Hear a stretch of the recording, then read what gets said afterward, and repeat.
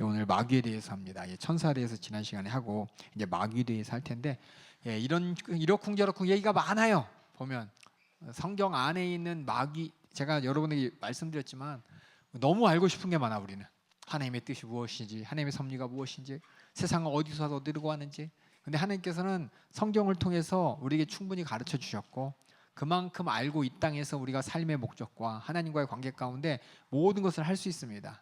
충분히 알 수 있도록 하나님 우리에게 말씀하셨는데, 우리가 충분하지 않다고 생각하면서 다른 세상을, 다른 이야기를 쫓고 다른 것을 가정하고 다른 것을 절대하다 보면은 문제가 뭐냐? 하나님과 나 사이의 믿음의 경계가 무너지는 것이고 하나님이 하신 말씀을 도전하는 결과가 되기 때문에, 우리가 성경 안에서 하나님이 주신 말씀, 그 목적과 의도만 잘 알면 됩니다. 그 이상의 것을 누가 가르쳐 주겠다, 하나님께 계시받았다, 더 나아가서 성경을 내가 새로 집필하겠다, 더 나아가서 성경에 있는 모든 해석은 시대 때마다 틀리네, 내가 그때 하겠다라는 이런 생각들은 다 여러분들이 내려놓으시고 그런 것을 속지 마시고, 성경 안에서 충분히 우리에게 하신 말씀, 또 충분히 하신 여러 가지 주제들에 대해서 이해하고, 이해하는 것만 해도 벅차요. 또 이해하고 신앙생활 하는 것만 해도 벅차고, 또 이해하고 신앙생활하면 적용하는 것도 참 쉽지 않습니다만, 성경이 충분히 우리가 말씀하셨으니 우리가 하나님과의 관계 가운데 하나님의 뜻이 무엇인지 잘 분별하시기 바랍니다. 바라고 바라는 건, 하나님께서 우리 이 성경 주신 목적이 뭐예요? 어떤 특별한 지혜와 지식을, 세상 사람이 알지 못하는 어떤 지식을 주기 위한 것이 우리를 구원하시기 하나님 말씀하셨습니다. 다시 말해서 하나님과 우리 사이에 화목을 이루기 위해서, 우리가 알지 못하는 하나님, 우리가 찾지 못하는 하나님, 우리 떠나온 하나님을 찾아갈 수 있는 길을 열어주시기에 성경을 주신 것이지, 세상에 하나님 제 키가 얼마까지 자랄까요? 우리 아들 키가 얼마만큼 자랄까요? 우리 아들 커서 뭐 될까요? 이런 거가 물론 중요하죠. 하지만 구원과 상관없는 것들에 대해서 우리가 하나님을 오해하면서, 이런 것은 왜 하나님이 얘기하지 않았냐고, 또 성경 구절을 보면서 이게 바로 하나님 뜻이라고 억지로 갖다 쓰고 억지로 풀면 안 됩니다. 성경의 목적대로 성경을 읽어야 되는 것이고, 목적 안에서 내가 하나님의 뜻대로 사는 것이 중요한 것이지, 하나님의 뜻과 상관없이 내 뜻을 기준으로 해서 하나님을 판단하고 하나님께 요구하고 또 이루어지지 않는다고 하나님을 도전하는 이런 일이 없도록, 우리가 맨 첫 시간에 얘기한 것처럼 하나님이 성경을 주신 목적, 우리가 하나님을 아는 것은 하나님이 보여주신 만큼만 압니다. 보여주신 것을 제대로 알아야 됩니다. 하나님 말씀하신 이유와 목적은 우리 인류를 구원하기 위해서예요. 하나님을 모르는 우리에게 진짜 하나님이 어떤 하나님인지, 하나님과 우리 사이의 문제가 무엇인지, 그 문제를 해결할 수 있는 길이 무엇인지, 그래서 우리가 어떻게 될지를 말씀하신 것이지, 우리 자식 키가 얼마만큼 자랄 거예요, 우리 애가 아들이에요 딸이에요, 이런 것들이 아니라는 겁니다. 한번 다시 오늘 마귀 역사에 대해서 한번, 성경에는 뭐라고 기록되나, 성경만을 가지고 우리가 마귀 역사를 살펴보겠습니다. 오늘날 성도들은 마귀와 사단에서 어떻게 생각해야 하는가요? 그렇죠? 하지 말아야 될 생각하면 안 됩니다. 성경을 통해서 우리가 마귀에 대해서 어떻게 알고 있어야 되느냐. 정의 한번 읽어보겠습니다. 정의 시작. 마귀들이란 시작. 하나님들이란 하나님께 범죄하고 이 세상에서 지속적으로 악을 행하는 악한 천사. 우리 담임 목사님 말씀 들었지만, 악이라는 것은 하나님과 다른 겁니다. 하나님과 다른 생각, 다른 뜻, 다른 행동, 이거 다 악인 것입니다. 마귀의 기원의 성경에 기록되어 있는데, 그렇다면 마귀가 언제 생겨났냐? 정확하게 성경에 기록되지 않았습니다. 하지만 이 천지 만물을 창조하신 하나님께서 어느 순간인가 우리 인간을 창조하신 역사, 이 세상을 창조하신 역사는 창세기 1장에 기록되어 있죠. 근데 창세기 이전에, 그럼 마귀는 그 이전에 창조된 거냐, 그 후에 창조된 거냐, 우리 몰라요. 성경에 기록된 것만 안 그런 겁니다. 그래서 제가 여기 물음표라고 썼죠. 하나님의 창조에는 마귀를 창조한 적이 없어요. 대말은 뭐냐, 천사를 언제 창조했는지 모릅니다. 그렇죠? 하지만 마귀는 없어요. 하지만은 천사들이 언제 하나님을 대적하고 언제 천사들이 범죄해서 마귀가 되었냐라는 거에 대한 내용도 없어요. 없지만 그냥 우리가 추론하는데, 혹시 인간을 다 만든 이후에 마귀가 어쨌거나 하여튼 그 전이죠. 그 전, 그 에덴 동산에 선악과를 놓기 전에 마귀가 타락했겠죠. 마귀 얘기가 나오니까 언제인지 몰라요. 언제인지 모르지만 그런 일이 있겠다라고 하면서, 어떤 사람은 창세기 31장에 천지 만물을 다 창조하시고 인간을 창조하신 이후에 인간이 타락하는 그 사이에 마귀가 먼저 타락하지 않았나라고 얘기하는 사람이 있는데 성경에 기록되지 않아서 우리 몰라요. 근데 실제는 뭐냐? 지금은 마귀가 역사하는 시대입니다. 그래서 뱀의 형태로 한 사단이 하와로 하여금 범죄하는 창세기 3장에 마귀의 미혹이 기록되어 있고, 그 마귀는 교만에 있어서, 다시 말해서 권위에 있어서 하나님과 같아지려고 이렇게 교만한 것이 바로 마귀의 범죄라고. 하나님과 같아지려고, 하나님처럼 우리 인간들에게 영광 받아 보려고 하나님 자리를 탐했다는 것이 바로 범죄라고 성경에 기록되어 있어요. 베드로후서 2장 4절 한번 읽어주세요. 하나님이 범죄한 천사들을 용서치 아니하시고 지옥에 던져 어두운 구덩이에 두어 심판 때까지 지키게 하셨으며. 이게 범죄한 천사가 바로 마귀입니다. 유다서 6절 한번 읽어주세요. 또 자기 지위를 지키지 아니하고 자기 처소를 떠난 천사들을 큰 날의 심판까지 영원한 결박으로 흑암에 가두셨으며. 그 마귀들은 뭐냐? 자기 지위를 지키지 아니한 천사라고 기록되어 있습니다. 우리 이사야서 14장에도 기록되어 있어요. 12절 15절 읽어주세요. 너 아침의 아들 계명성이여 어찌 그리 하늘에서 떨어졌으며 너 열국을 엎은 자여 어찌 그리 땅에 찍혔는고.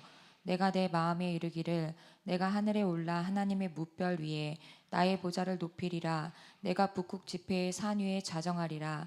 가장 높은 구름에 올라 지극히 높은 자와 비기리라 하도다. 이게 이제 마귀 역사예요. 마귀와 하나님을 도전했던 역사에 대해서 이사야서에 이렇게 처음 이게 기록되어 있고, 그 이후에 15절 읽어주세요.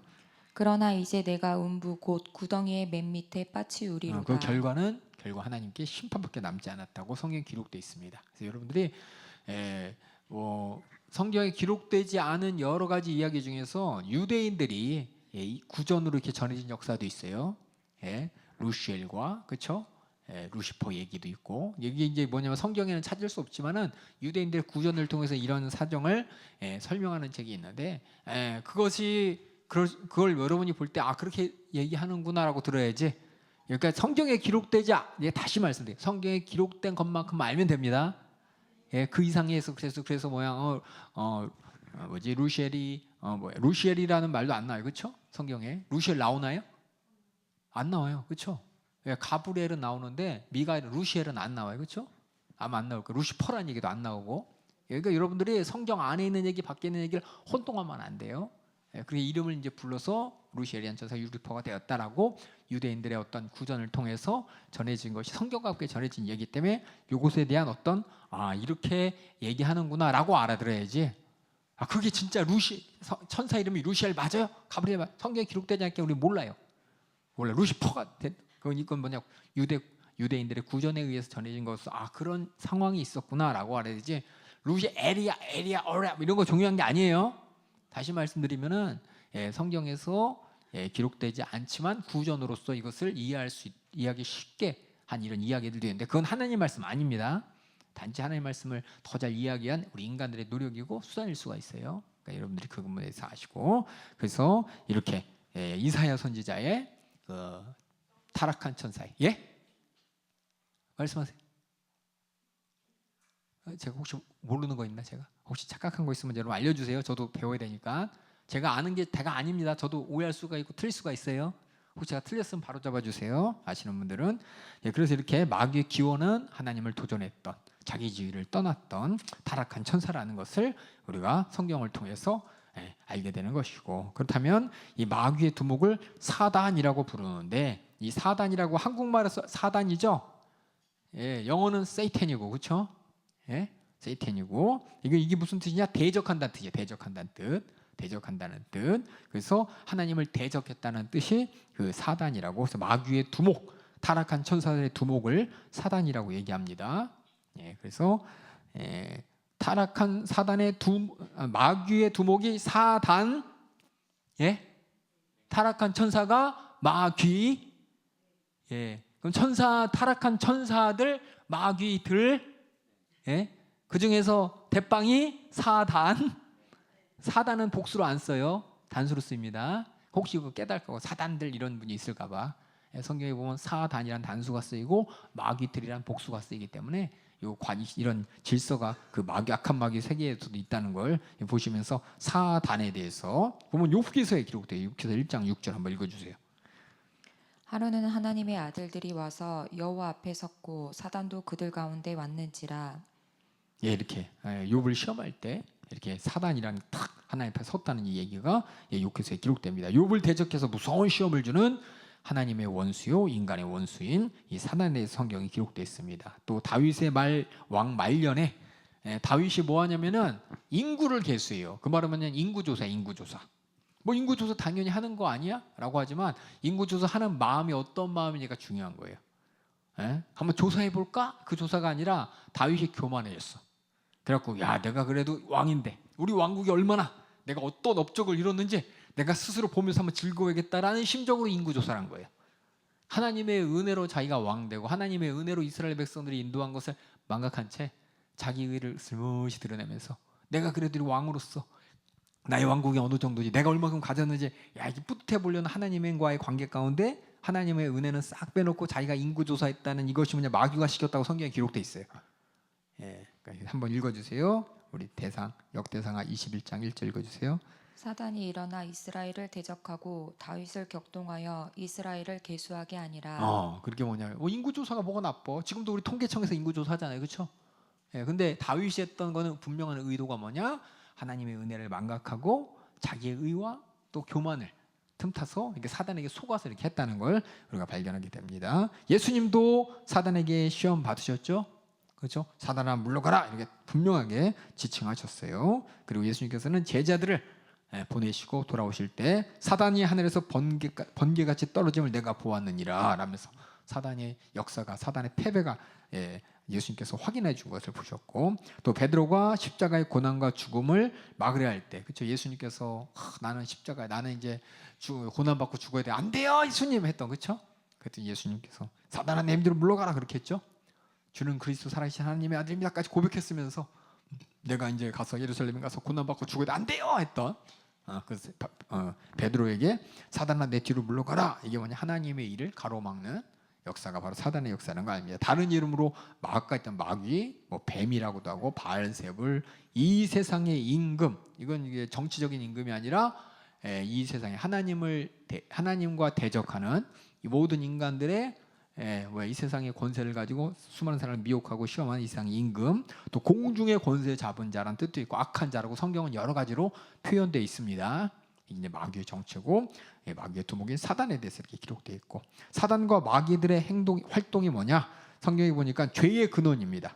그죠? 맨 처음 인간 타락 전 천사들이 타락해서 사단이 되었고 그래서 성경에서 그가 처음부터 살인한 자요 거짓말쟁이요 거짓의 앱이라는 제목으로 사단의 정체를 드러내셨고 예수님께서 요한 1서에서 또한 처음부터 범죄라고 똑같이 사도 요한이 사단을 얘기했습니다. 그래서 마귀들은 모든 하나님의 사역을 파괴하고 대적합니다. 그래서 하와를 시험들게 만들고 예수님도 시험들게 만들면서 우리 인간들을 미혹해서 하나님을 뜻을 가로막고 하나님의 사역을 파괴하고 대적하는 게 바로 사단 마귀의 활동이라는 겁니다. 그럼 하나님의 사역이 뭐냐? 이걸 알아야죠, 그렇죠?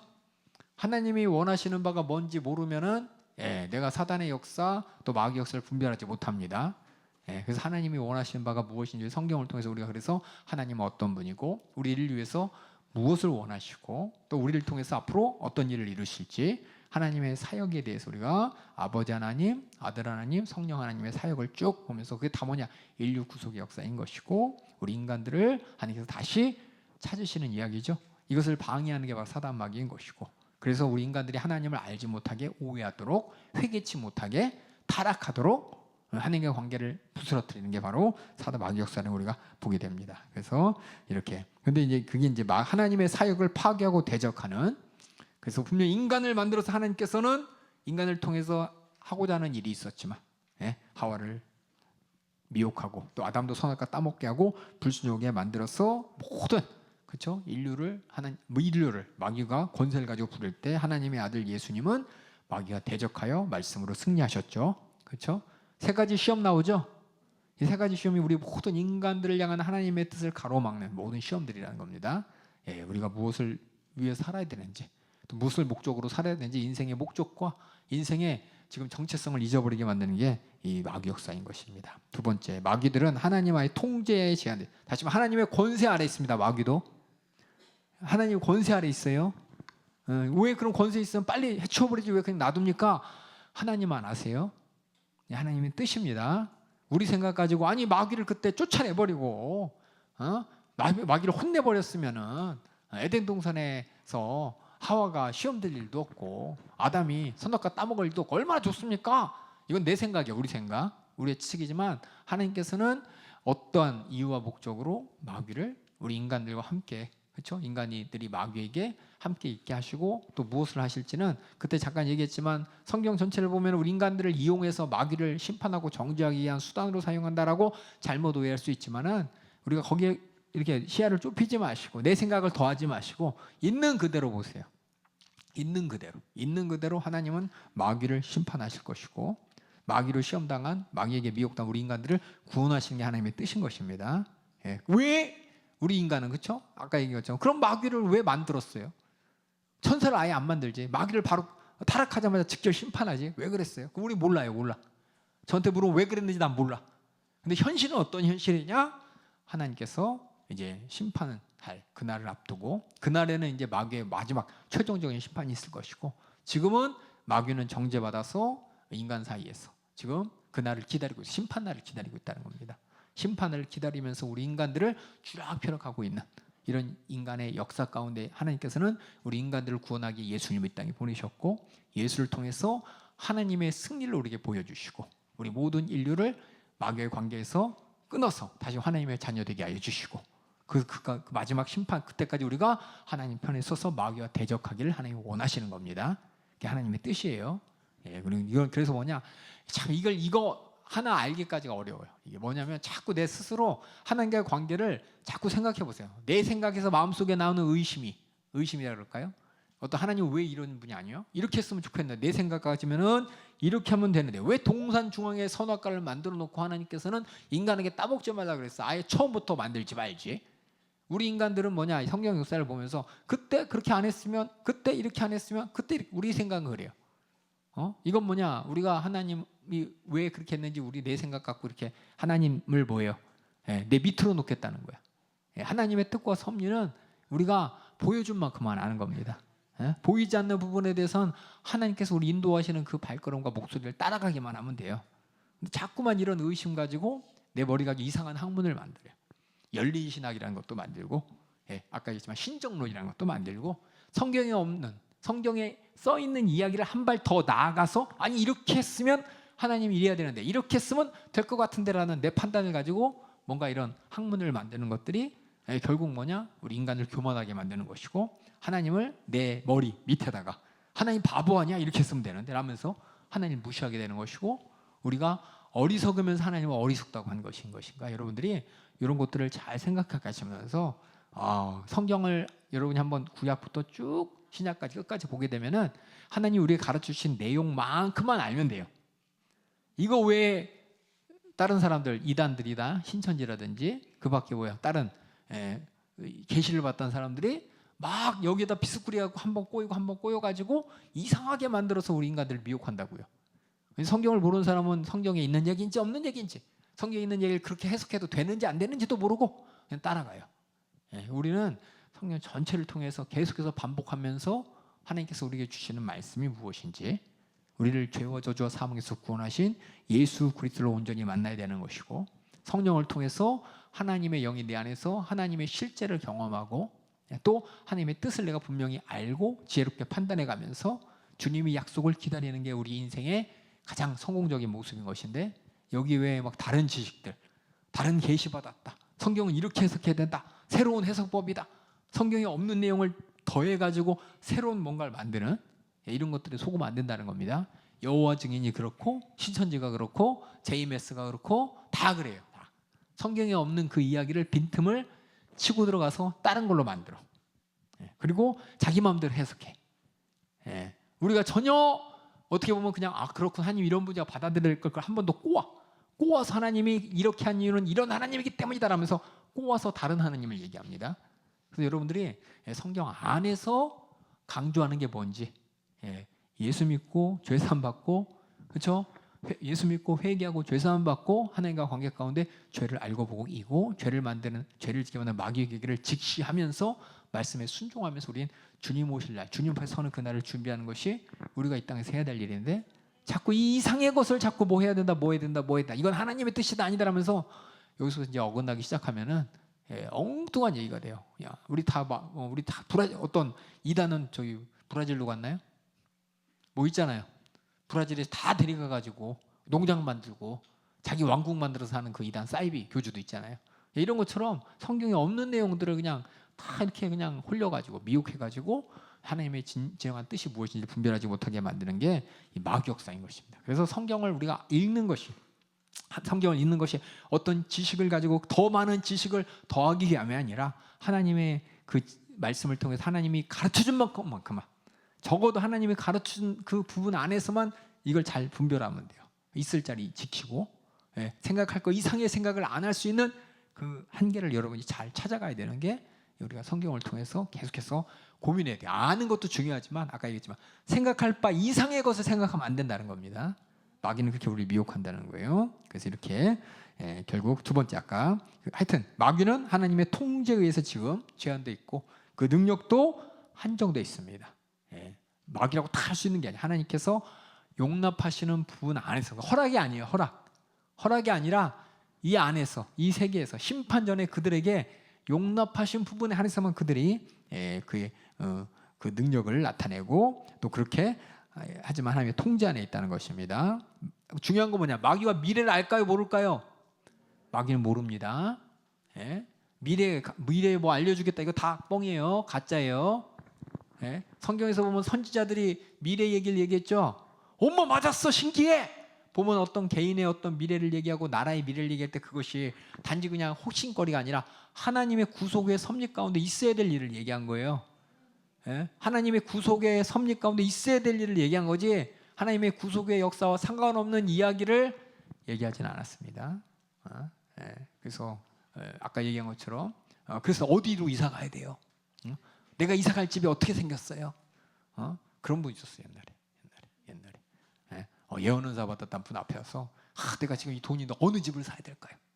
앞으로 내가 살 집 좀 보여주세요. 천국이 아닌 이 땅에 살 집. 그러면서 점치는 것처럼 하나님의 예언은사라든지 이런 거 오해하는 사람이 있는데 이게 뭐냐? 하나님께서 우리를 주신 말씀을 오해하게 되면은 엉뚱하게 해석하게 되는 거예요. 마귀는 미래를 모릅니다. 단지 뭐냐? 우리의 생각을 가지고 우리를 납득시키는 거예요. 우리를 미혹하기 위해서 우리 생각을 앞으로 이런 일이 있을 거야 저런 일을 하면서 겁박하고 또 우리를 미혹하는 일에 사용하는 것뿐이지 실질적인 건 아니라는 겁니다. 그래서 누군가 마귀는 미래를 아나? 그런 사람 있잖아요. 영화 같은데 드라마 한테 보면은 이런 마귀들이 막 예언하잖아요. 천사들이 막 앞으로 얘기하고 천사들 하나님이 가르치신 대로만 말씀 전하는 거지 자기 스스로 그런 걸 하는 게 아니거든요. 근데 그러니까 이걸 잘 아시고 오직 하나님만이 앞으로 일을 아십니다. 우리 이사야서 46장 9절 11절 한번 읽어주세요. 너희는 옛적 일을 기억하라. 나는 하나님이라. 나 외에 다른 이가 없느니라. 나는 하나님이라. 나 같은 이가 없느니라. 내가 종말을 처음부터 고하며 아직 이루지 아니한 일을 옛적부터 보이고 이르기를 나의 모략이 설 것이니 내가 나의 모든 기뻐하는 것을 이루리라 하였노라. 내가 동방에서 독수리를 부르며 먼 나라에서 나의 모략을 이룰 사람을 부를 것이라. 내가 말하였은즉 정령 이룰 것이요 경영하였은즉 정령 행하리라. 하나님께서는 앞으로 일을 아시는 게 아니라 앞으로의 일을 자기 의지대로 운영하시는 분입니다. 악한 마귀가 그걸 알 수가 없어요. 하나님을 초월할 수 없기 때문에. 그래서 여러분이 그걸 조심하시고 우리 다니엘서 2장 27, 28절도 한번 읽어주세요. 다니엘이 왕 앞에 대답하여 가로되 왕의 물으신 바 은밀한 것은 박사나 술객이나 박수나 점쟁이가 능히 왕께 보일 수 없으되 오직 은밀한 것을 나타내실 자는 하늘에 계신 하나님이시라. 그가 느부갓네살 왕에게 후일에 될 일을 알게 하셨나이다. 왕의 꿈 곧 왕이 침상에서 뇌 속으로 받은 이상은 이러하니이다. 하나님이 가르쳐 주셔야 되는 거지 박수무당 이런 사람들이 아는 게 절대 아니라는 겁니다. 그래서 그래서 뭐냐? 천사들도 언제 주님이 오실지 몰라요. 아버지만 아십니다. 그래서 예수님 말씀하셨죠. 마가복음 13장 32절 읽어주세요. 그러나 그날과 그때는 아무도 모르나니 하늘에 있는 천사들도 아들도 모르고 아버지만 아시느니라. 그리고 단지 뭐냐? 우리를 관찰하면서 우리 인간들이 바라보면서 대부분 그러잖아요. 미래를 아시는 점쟁이들이 와가지고 막 말을 걸어. 말을 저 사람이 어떤 사람인가 스스로 말하게 해가지고 어떤 미래에 있음직한 듣고 싶은 얘기를 해가면서 그들이 뭐 점을 친다, 뭐 예언한다 이런 것이 실질적으로 모른다는 겁니다. 예, 그래서 이렇게 아까 얘기했죠. 여기 뒤에. 예. 그래서 우리를 관찰해서 얻은 결과만 마귀가 알린 거죠. 아니죠. 어떤 우리의 습관을 보고 우리도 그러잖아요. 사람 보면서 저 사람 앞으로 저렇게 될 거야. 그렇죠? 저도 그런 거 많이 했어요. 제 친구 있는데 제 친구가 항상 덤벙대요. 덤벙대 갖고 어렸을 때 농구하러 가자. 죄송해요. 맨날 농구 얘기만 하죠. 농구하러 가면 꼭 공을 그냥 자기가 튀고 가다가 찻길에다 던져갖고 뻥 터트려요. 맨날. 한 번 두 번 한 게 아니야. 한 번 두 번 한 게. 그러니까 친구한테 야 너 그러지 마. 너 그러다 공 저기다 던진다. 몇 번을 제가 맞췄어요. 제가 미래를 알아서가 아니라 습관을 보고 얘기한 거죠. 예, 그것처럼 마귀도 똑같은 거예요. 우리의 습관이나 생각하는 그런 모습이나 그런 것들 보면서 마귀가 미래를 아는 것처럼 우리를 속이는 것이지 실질적으로 미래의 어떤 일을 정확하게 아는 이런 것 아닙니다. 그래서 점쟁이라든지 뭐 미래에 대해서 아는 이런 것들 다 가짜예요. 가짜. 하나님만 아시는 겁니다. 예. 그래서 그렇다면 구속사에 있어서 사단의 역사 단계는 마귀 활동이 계속해서 있어 왔습니다. 지금 마귀 역사가 인간의 역사가 같이 가고 있습니다. 성경에. 그래서 구약 시대는 뭐냐? 구약의 말씀에 마귀란 용어는 없어요. 마귀라는 것이 신약에 와서 나오는 말입니다. 없지만 우리 우상 숭배 이런 걸 통해서 그들이 귀신을 숭배하고 거짓 신을 숭배하는 마귀를 숭배하는 일이 있었다는 걸 압니다. 그래서 우상 숭배할 때 자녀를 제물로도 바치고 때로는 자기 자해를 하기도 하고 또 창녀 음행을 하면서 어떻게 보면 하나님의 질서와 상관없이 비도덕적이요 자기 파괴적으로 사단 마귀는 우리를 속였어. 이렇게 유혹하고 미혹하고 그랬다는 겁니다. 그리고 구약 시대 때는 귀신을 쫓아낸 사건이 한 번도 없습니다. 그렇죠? 구약에서 귀신 떠나갔다 없어요. 오히려 귀신들도 하나님의 섭리 가운데 하나님의 뜻을 이뤄가는 역사를 이렇게 보게 됩니다. 무당이다 점치는 사람들이. 그래서 이런 것들을 보면서 많은 사람이 오해할 때 아니 구약에 그 발람하고 발락하고 이렇게 했을 때 그들의 신이 막 나오고 하나님이 그들도 사용하고 그들 점치는 사람인데 하나님이 그들한테 말하지 않았냐 예언자처럼 쓰지 않았냐 하나님이 쓰는 것이 쓰는 게 구속의 섭리에 쓴 거지 그 사람이 잘나서 그 사람이 하나님을 잘 경외해서 하나님이 거룩해 쓴 게 아니에요. 하나님의 구속의 역사를 이루기 위해서 하나님이 그런 점쟁이들도 사용했다는 겁니다. 점쟁이들의 말을 통해서 오히려 하나님의 진리를 또 나타내기도 했어요. 그렇다고 해서 하나님의 진리를 점쟁이들이 다 얘기하면 다 진짜냐? 아니에요. 그런 스페셜한 경우도 있다는 것이 일반화하면 안 되는 겁니다. 특별한 것만 그런 게 있었어요. 그래서 뭐냐? 구약 시대는 귀신의 역사에 대한 우리 인간들이 저항할 수 없는 귀신의 역사에 억눌려 있었지만 예수님이 십자가에서 예수님이 오신 다음부터 또 예수님이 십자가에서 부활하신 다음부터 그 이름을 우리에게 주신 다음부터는 뭐냐? 우리가 마귀와 대적할 수 있는 귀신을 쫓아낼 수 있는 예수님의 권세가 나타나기 시작했다는 겁니다. 그러니까 여러분 잘 보셔요. 제가 여러 번 이제 설교했지만은 구약의 역사 예수님 오시기 전에 많은 사람들은 귀신은 그냥 비는 존재예요. 그 능력과 권세 앞에 굴복할 수밖에 없는 존재예요. 하지만 예수님이 오셨을 때 귀신을 떠나보자 사람들이 깜짝 놀란 거예요. 왜냐 아니 귀신은 우리는 다 굴복하는데 귀신이 그냥 다 굴복하고 어떻게 해볼 수 없는데 귀신을 떠나보내는 그걸 보면서 사람들이 깜짝 놀라는 거예요. 그래서 다 예수님을 기이 여겼더라 이 말이 뭐냐 모지가 아니라 기이 여겼다는 깜짝 놀랐다는 거예요. 그래서 마귀 계계와 우리 인간이 예수 믿는 사람으로서 예수 이름을 가지고 마귀와 대적하게 된 역사가 언제부터냐? 예수님께서 십자가에서 부활하신 이후에 그 이름을 가진 다음부터인 것이고 이게 완전 신약부터 시작되는 거예요. 구약에서는 그런 적이 없어요. 저도 이제 여러 가지 찾아봤어요. 제 나름대로 여러 가지 종교의 역사를 찾아보면서 이 귀신이나 마귀와 대적한 적이 있나 없나 보면 한 번도 못 찾았어요. 아직 제가 못 찾았어요. 아직은 구약 그러니까 예수님 오시기 전에 이제 여러 문명들 있잖아요. 문명들의 어떤 신적인 종교적인 활동이나 이런 걸 통해서 어떤 고통의 문제와 근심을 해결하기 위해서 막 떠나가라 막 하고 대적한 적은 없었어요. 다 뭐냐? 굴복해. 피를 자해를 하고 자식을 바치고 심장을 막 뜯어갖고 바치고 뭐 이런 것만 하지 떠나가라고 막 하는 게 한 번도 없었어요. 이게 뭐냐? 예수님 이 땅에 오심으로 말미암아 시작된 악한 마귀의 패배가 공식적으로 선언된 결과라는 걸 혹시 여러분이 보게 되면 저 좀 알려주세요. 난 아직 못 찾았어. 아직 여러 가지 문명책이라든지 종교 서적 다른 나라의 어떤 종교라든가 원시 부족의 종교를 다 봤을 때 어떤 자기를 해하고 어떤 고통 주는 자신이 신이라고 섬기는 그 우상들에게 그런 문제들을 막 이기기 위해서 막 떠나가라 하고 대적하라고 막 이긴 적이 한 번도 못 봤으니까 혹시 보면 저한테 알려주세요. 저는 못 봤어요. 없었을 거예요 아마. 절대 예수님 이 땅에 오심으로 그 모든 것이 나타났기 때문에. 그래서 마귀는 이렇게 구약 시대 때는 항상 모든 인간들을 권세를 가지고 미혹하고 시험 들게 하면서 고통 주는 이런 귀신과 함께 악한 존재였지만 예수님이 이 땅에 오심으로 말미암아 마귀의 세력을 물리치는 권세가 나타나니까 사람들이 깜짝 놀라기 시작한 것이고, 그때부터 이 땅에 하나님의 나라의 통치가 이런 거구나라고 보여주는 겁니다. 이렇게 사단 마귀 보이지 않는 이 인간의 고통과 괴로움과 질병과 낭만을 모든 사건들을 뛰어넘는 하나님의 직접적인 개입이 일어난 사건이 예수님이 이 땅에 오신 다음부터라는 겁니다.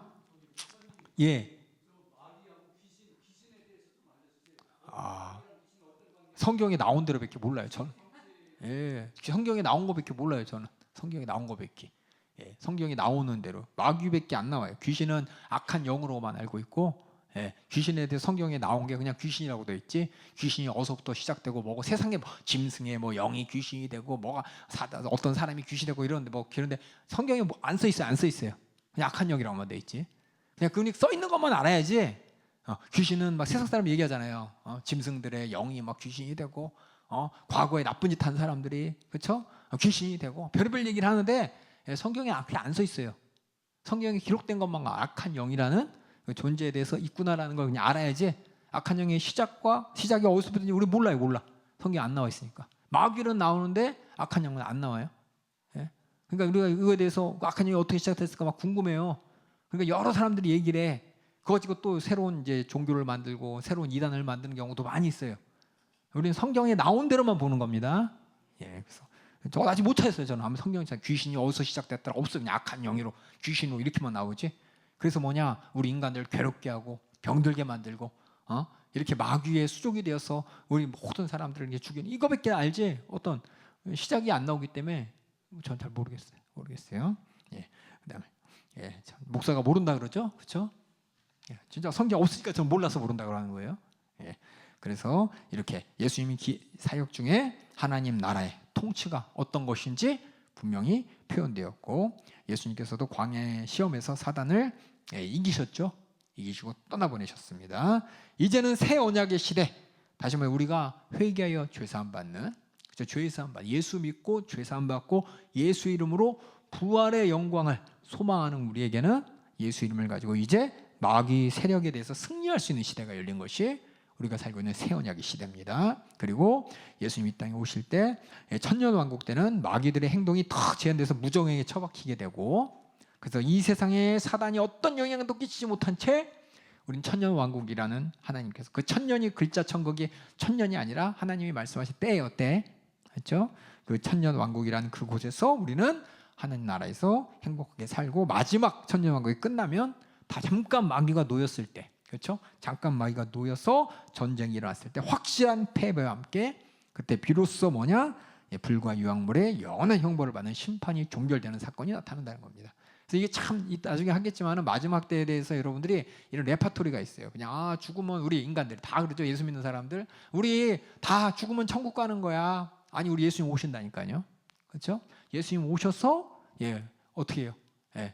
믿는 자들, 예수님 신부들 부활의 영광으로, 그렇죠? 부활한 몸으로 들림받게 하시고, 또 이제 천년 왕국을 시작할 때 그들을 무적행에 천년 동안 가둬두시고, 다시 천년이 지난 다음에 다시 악한 마귀가 잠깐 풀어줘서 마지막 전쟁이 일어난 다음에 마지막 심판의 종결과 더불어서 영원한 지옥 형벌로 다시 이제 모든 것이 심판이 종결되는 때가 이렇게 온다는 것이 성경에 기록돼 있어요.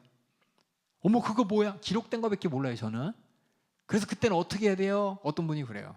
그때 그러면 아기 나면 어떻게 돼? 안 죽으면 사람이 많아지겠네요. 뭐 그러겠죠. 근데 성경에는 그런 것까지 자세히 안 기록되겠고, 천년 왕국이 시작될 때 예수님이 이 땅에 오셨을 때, 그렇죠? 무적행에 이 마귀들 악한 영들을 집어넣어서 천년 동안 가둬두시고, 천년 뒤에 한 번 더 그들이 마지막 주님 앞에 최후의 심판, 최후의 종결, 심판의 종결을 위해서 한번 하나님 앞에 도전할 때가 있고, 그때 패배함으로 말미암아 다시는 이 땅에 악한 역사가 일어나지 않는 온전한 하나님 나라가 시작된다는 것이 나중에 이제 다음 학기에 이제 보시게 될 거예요.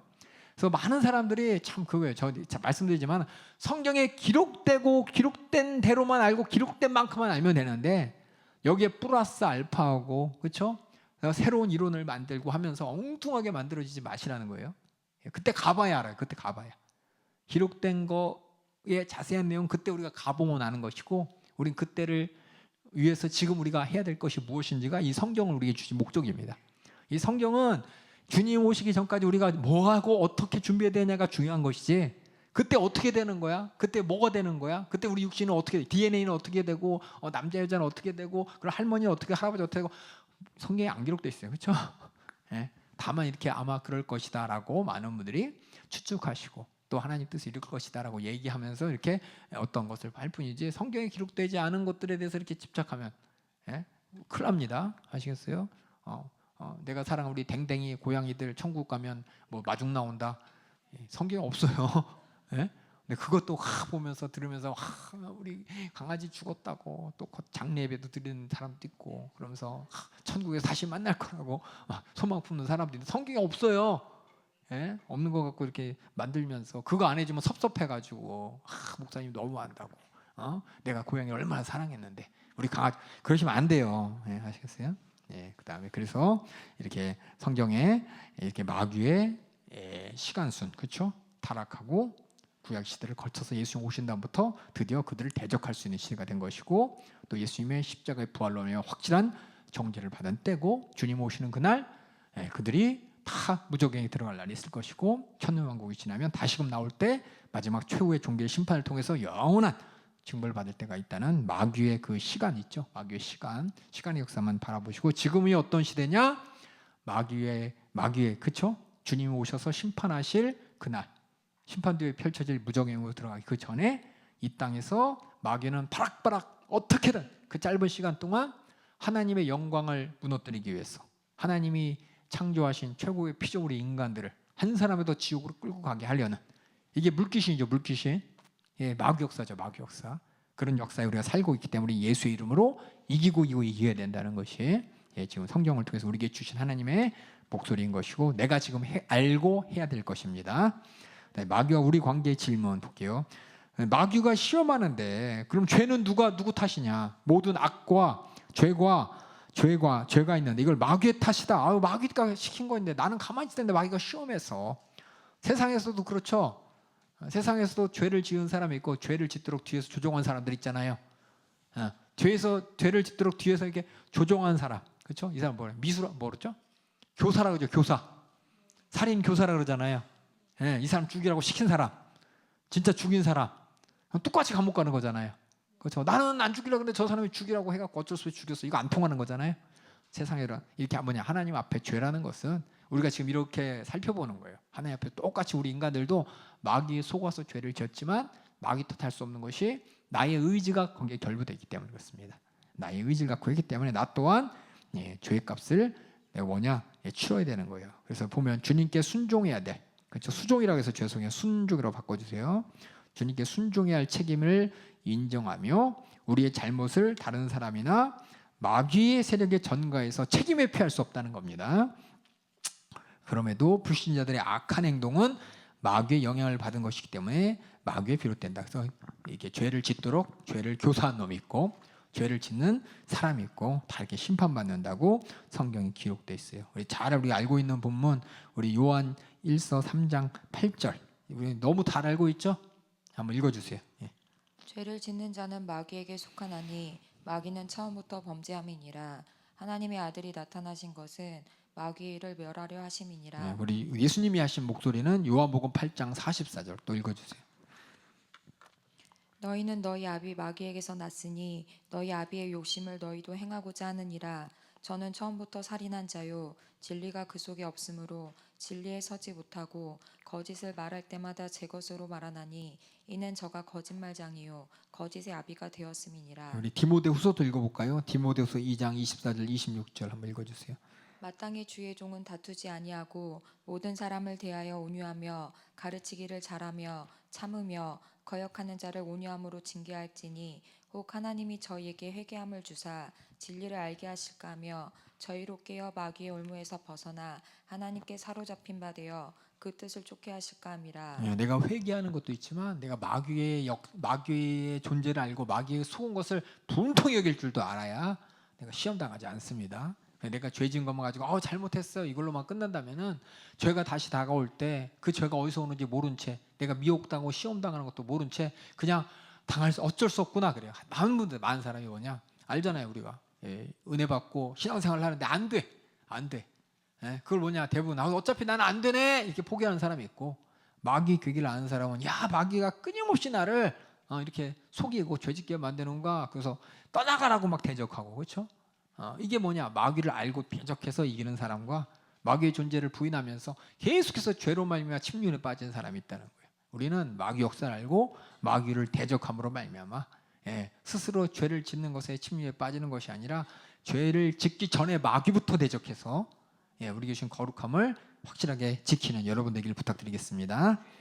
그 다음에 그래서 마귀는 죄 전반의 근원이에요. 죄의 근원. 그래서 마귀가 죄를 짓게 함으로 말미암아 그 다음부터는 마귀가 그 사람을 권세를 가지고 붙잡고 있는 겁니다.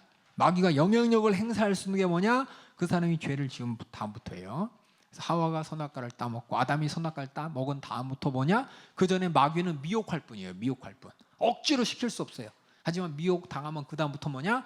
하나님을 무시하게 만들고 하나님을 도전하게 만드는 게, 그런 권리를 생기는 거예요. 그런 영향력을 행사할 수 있는 게 바로 마귀입니다. 그래서 죄를 지음으로 말미암아 마귀의 억압에, 마귀의 권세 아래서 스스로 하나님을 부정하게 하고 하나님을 떠나게 되는 이런 마귀 짓을 하는 거예요. 요한일서 5장 18절 한번 읽어주세요.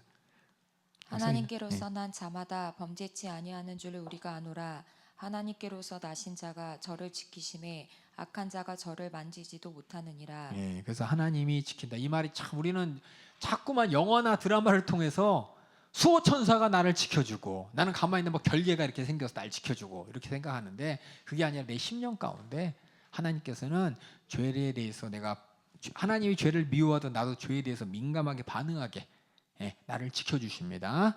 그래서 나에게 깨닫게 하시고 죄를 이길 지식을 주시고 지혜를 주십니다. 그래서 일단은 마귀는 이런 발판을 제공하지만 우리를 영향력 있고 죄로 말미암아 우리를 지배할 수 있는 이 죄라는 것이 마귀 영향의 발판을 제공하지만, 우선적으로 죄 지은 사람은 죄값을 치러야 되는 것입니다.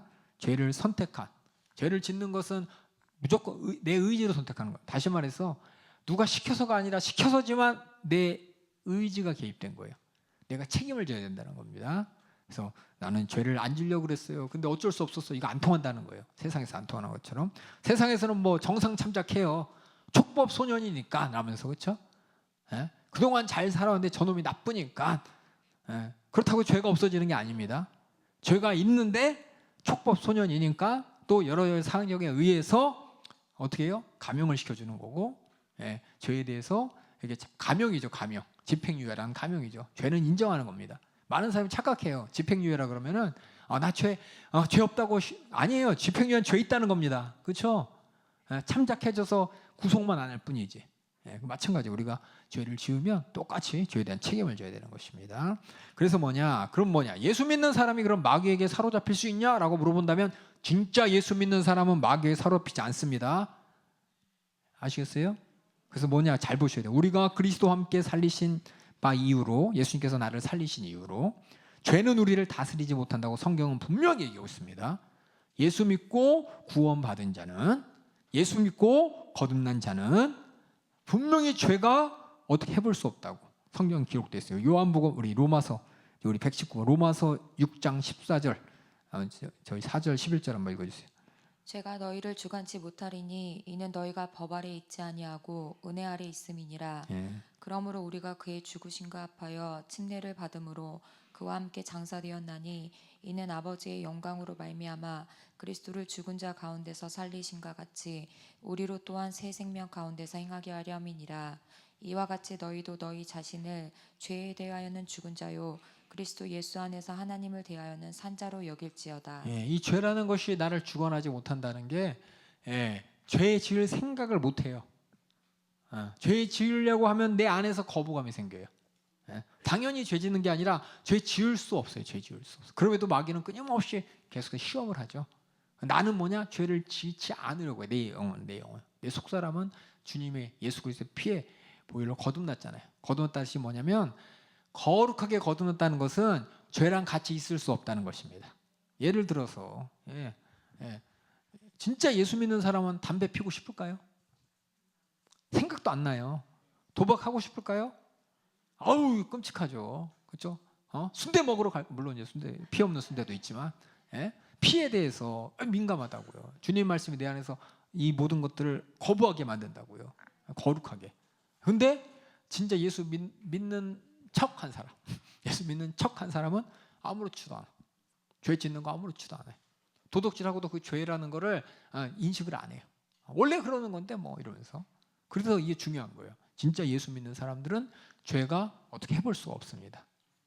죄에 대해서 확실하게 분리된 자가 거듭난 자요 거룩한 자라는 겁니다. 그럼에도 불구하고 여러 차원에서 마귀는 끊임없이 공격을 해요. 괜찮다고. 예수님도 시험했는데 그렇죠?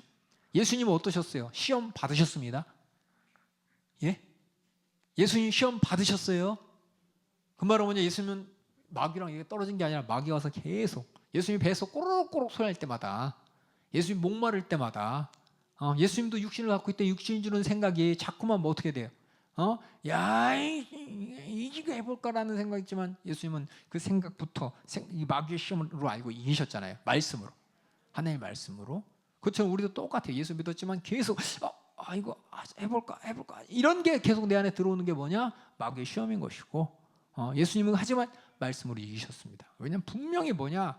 우리 뭘 하냐? 그냥 할까 말까가 아니라 우리는 그 뒤에 결과를 아는 사람이에요. 다시 말해서 우리는 죄를 지은 그 뒤에 뭔 일이 나타나는지 아는 사람이기 때문에 죄를 지을 수 없습니다.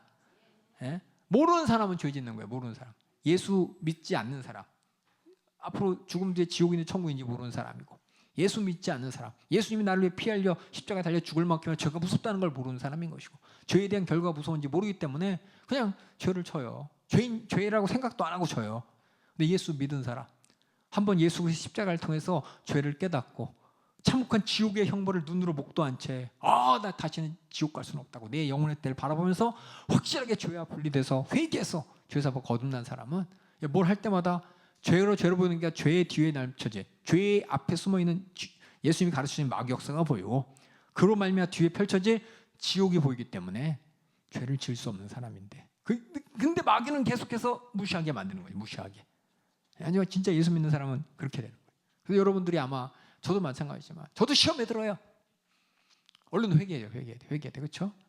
나도 깨닫지 못하는 죄 같을 때 있어요. 나도 몰라 속아가지고 하지만 말씀을 통해 확인할 때마다 회개하는 것은 뭐냐? 죄가 무서우니까 그렇죠?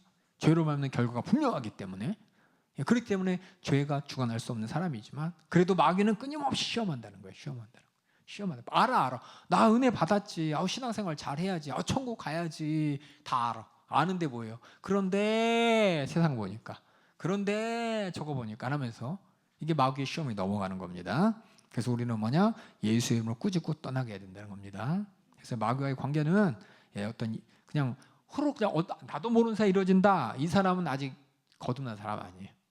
죄를 짓고 마귀 역사에 대해서 알고 그 뒤에 죄의 결과가 어떤 참혹한지를 알기 때문에 보지 말을 거 보면서도 안 돼. 그렇죠? 그렇죠? 하지 말을 거 하면 이거 안 되는데 깨닫는다고요. 이러면 안 되는데 이거 해야 되는데 다 마음은 알아. 근데 하지 못하는 게 마귀의 시험, 마귀의 미혹당하고 마귀에게 시험당해서 그러는 것이고 그 뒤의 결과를 알기 때문에 그렇죠? 그러니까 예수 믿지 않는 사람들은 예수 안 믿으면서 믿는다고 하는 사람은 결과에 대해서 무지한 사람이죠. 지옥에 대한 확신도 없고 천국에 대한 확신도 없고 예수님이 이 땅에 오셔 십자가 달려 죽으신 이유와 목적이 하나님이 보여주신 만큼 나에게 진정으로 인격적으로 경험이 안 된 사람이기 때문에 보니까 다 예수 믿으니까 나도 예수 믿고 회개하는데 같이 회개하고 근데 똑같이 뭐예요? 담배 피우는데 어떤 죄책감도 없어요. 남의 거 훔치는데 죄책감도 없어요. 거짓말하는 것도 죄책감도 없어요. 왜? 그 사람은 아직 죄가 주관하는 사람인 것이고 아직 거룩하게 거듭난 사람이 아니기 때문에 여기는 우리 모두는 확실하게 거듭난 그 거룩함을 알기 때문에 거룩했기 때문에 죄를 미워하는 거예요.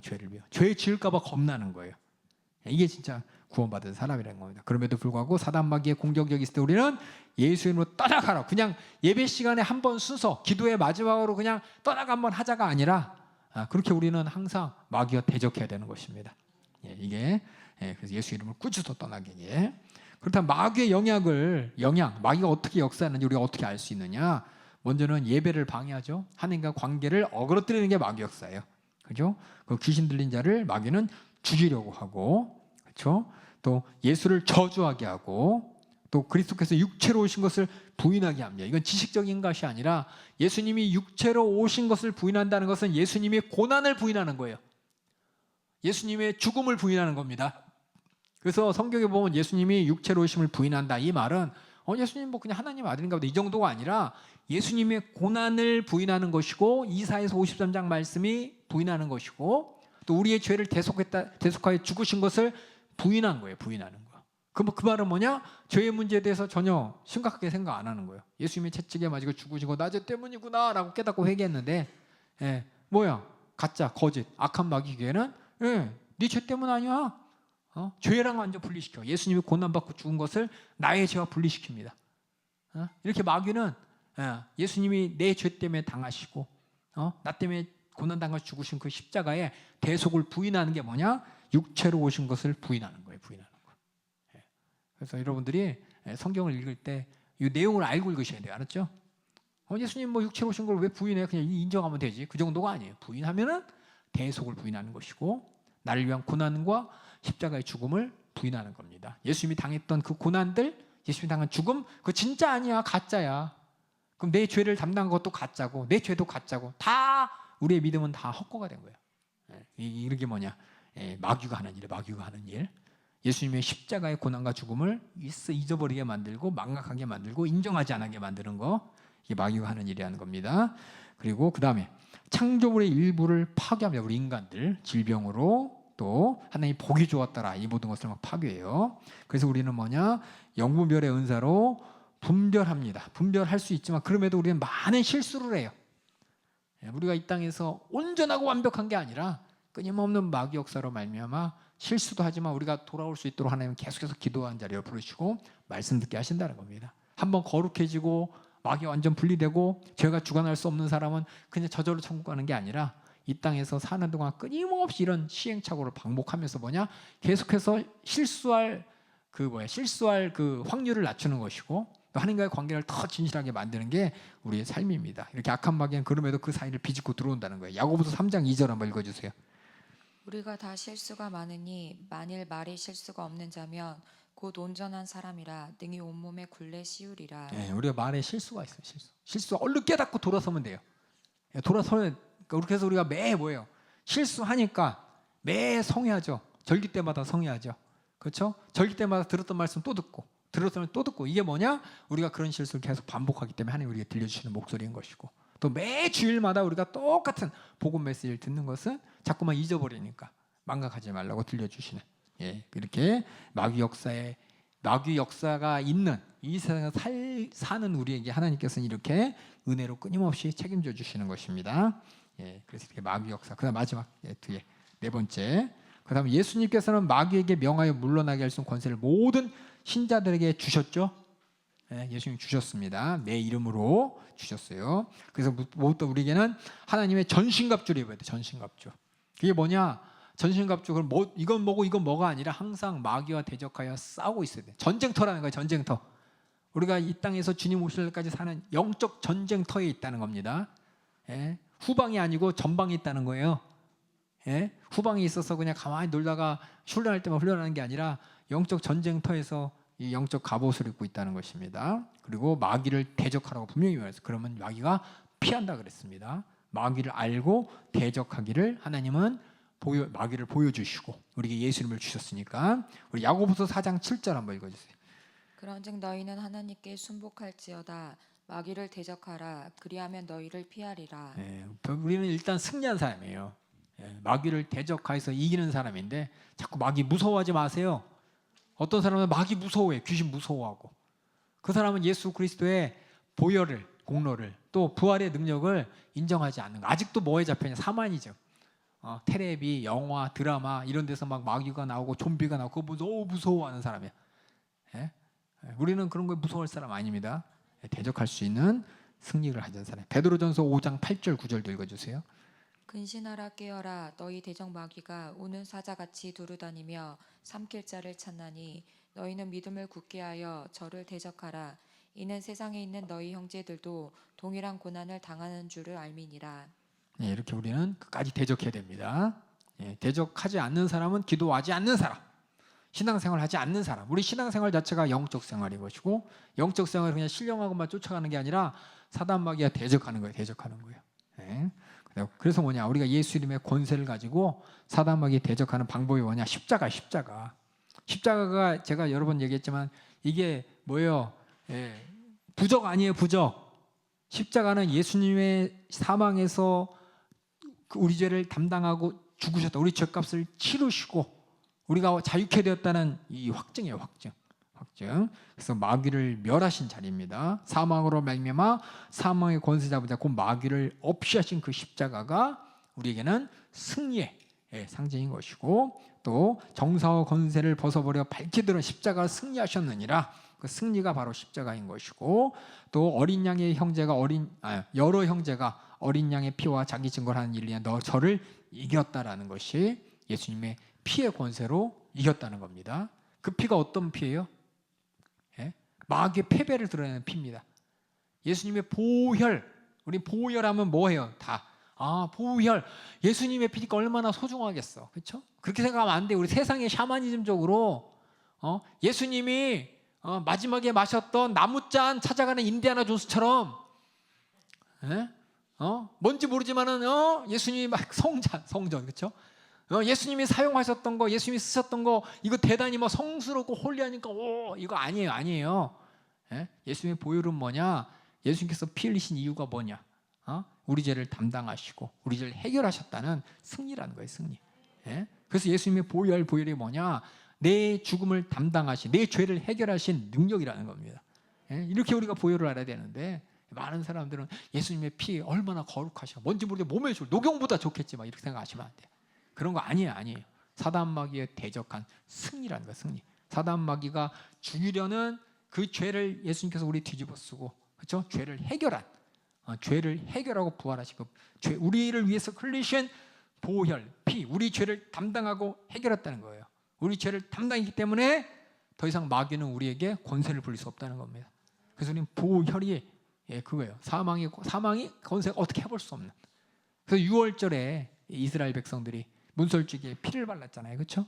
그것이 뭐냐? 어떻게 해볼 수 없는 거예요. 왜냐? 이 집에는 사망의 권세를 부릴 만한 그게 없다는 거예요. 이미 죽었기 때문에, 그렇죠? 어떻게 해볼 수 없이 넘어가는 것처럼 우리가 보혈을 가졌을 때 사단 마귀가 나를 어떻게 해볼 수 없다는 거예요. 해볼 수 없다는 거예요. 이미 나의 죄가 해결됐기 때문에. 이것이 이제 십자가예요, 십자가. 그래서 여러분, 십자가를 부적으로 갖지 마시고 십자가를 할 때마다 뭐냐? 사망과 죄와 마귀 권세 패배한 증거라는 거예요, 확증. 그래서 우리가 이렇게 권세, 우리 또한 이렇게 십자가를 통해서 확인하는 것이고, 또 하나는 우리 하나님의 자녀라는 거예요, 자녀. 하나님의 자녀이기 때문에 우리는 마귀의 괴계를 이길 수가 있는 겁니다. 우리 빌립보서 1장 28절 읽어주세요. 아무 일에든지 대적하는 자를 인하여 두려워하지 아니하는 이 일을 듣고자 함이라. 이것이 저희에게는 멸망의 빈거요 너희에게는 구원의 빈거니 이는 하나님께로부터 난 것이니라. 하나님께로 난 자녀이기 때문에 우리는 그런 권세가 있다는. 그래서 우리 뭐냐? 사단을 책망할 권세가 있습니다. 하나님의 자녀로서, 그렇죠? 왜냐? 우리 하나님의 자녀로서 성령이 거듭나게 하셨습니다. 거룩하신 영이 나와 있기 때문에 사단이 어찌할 수 없어요. 제가 표시했죠. 성령의 능력은 감히 사단의 능력과는 비교할 수 없는 승리예요, 승리. 우리에게 또 예수의 이름이라는 확증을 주시고, 또 말씀을 통해서, 예수님께서 말씀을 통해서 사단 마귀의 괴계를 이기셨죠. 우리에게는 더 확실한 성경 말씀을 주셨고, 또 우리 기도의 권리를 주셨기 때문에 구하라고. 그 구할 것이 뭐냐? 이 악한 마귀 대적할 것이 구하라는 거예요. 근신하고 깨어 기도하는 이 기도로 우리는 사단 마귀 괴계를 대적할 권세가 있다는 것입니다. 또한 우리는 다른 사람을 섬기고 사랑하는 일에, 섬기고 사랑하는 것이 인본주의 아닙니다. 그 영혼을 섬기는 거예요. 이를 위해서 예수 그리스도의 영적 권위를 또 사용할 수가 있는 것이고, 또 우리는 복음의 힘을 발휘하여 마귀 역사를 이길 것을 기대할 수가 있는 것입니다. 이게 우리 권세, 예수 믿는 사람의 권세가 어떤 권세냐? 십자가의 승리를 가진 사람이요, 하나님의 자녀로서의 권세를 가진 사람인 것이고, 또 내 안에 성령께서 영적 권위를 부여하여 주셨고, 또 우리 복음이라는, 그렇죠? 사망 권세 해결하신 예수 그리스도의 복음을 통해서 우리는 확실한 승리를 가진 사람이고, 또 이길 것을 예상하고 기대하고 이기는 사람이 되어야 되는 겁니다. 됐습니다. 이래서 이제 마귀 역사에 대해서 우리가 궁금할 거를 궁금하지 말아야 할 걸 궁금해하는 순간 마귀에 속습니다. 성경에서 보여준 만큼만 아시면 돼요. 마귀가 지금 이 시대에 나와 마귀와의 어떤 관계인지, 지금 과거가 어땠더라 미래가 어떻더라가 아니라 지금 마귀와 나와의 관계가 어떤 관계인지, 내가 그 마귀 괴계를 알고 보고 이길 수 있도록 하나님 말씀을 주시고 승리를 주셨기 때문에 대적하기만 하면 된다는 이런 하나님의 자녀된 권세로서 마귀를 알고, 마귀의 과거를 알고 미래를 알고 뭐 자세한 군단 뭐 그게 아니라 마귀의 역사를 알고 죄를 짓게 만드는 마귀를 알고 보고 이기는 여러분 되길 주님의 이름으로 축원합니다. 이게 성경이 가르쳐 주신 마귀에 대한 지식입니다. 이번엔 인간에 대해서, 하나님에 대해서 얘기하면서 하나님이 지금 피조물인 영적 세계인 천사와 또 마귀에 대해서 함께 얘기했기 때문에 이번에 이제 우리 인간에 대해서 나와 하나님과의 관계 가운데 나는 하나님 앞에 어떤 존재인지를 성경 기록하고 있습니다. 하긴 복습 한번 읽어볼까요? 제가 복습 이렇게 답 다 적어놨죠? 제가 질문을 읽으시면 여러분 답을 읽으시면 됩니다. 7번, 하나님은 언제 왜 어떻게 우리를 창조하셨습니까?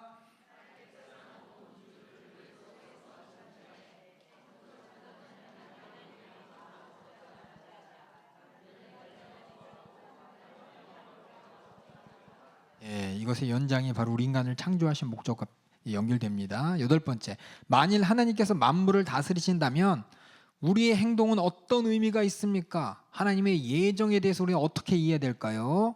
읽어볼까요? 시작.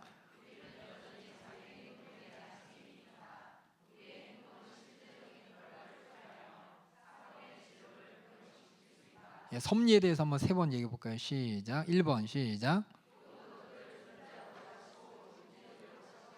두 번째 거.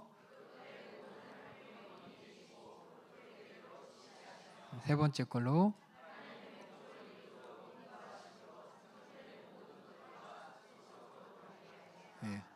관계로서 주관하시고 다스리시며 통치하신다는 걸 얘기합니다. 그럼 기적이라는 거, 하나님께서 원하시는 기적, 하나님이 말씀하신, 하나님께서 보여주신 이런 기적들 무엇이고 또 오늘날도 발생할 수 있습니까? 읽어주세요. 시작.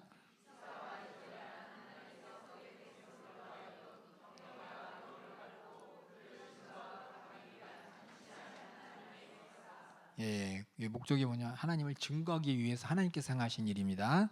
그래서 그걸 했는데 하나님이 증거되지 않으면 목적 상실이죠. 그 다음에 10번째, 하나님께서 왜 우리에게 기도하기를 원하시는가? 우리는 어떤 능력으로 어떻게 능력 있는 기도할 수 있습니까? 읽어보겠습니다. 시작.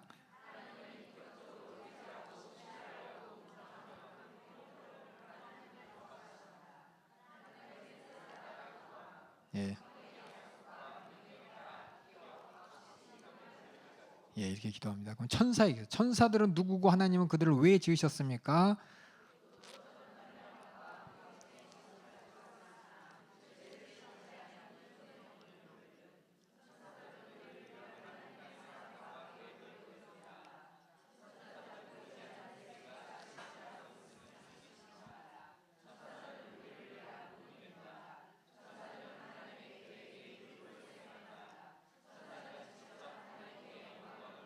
오늘 읽은 마귀 역사 또 영적 전쟁에 대해서 오늘날 성도들은 마귀와 사단에 대해서 어떻게 알고 생각해야 됩니까?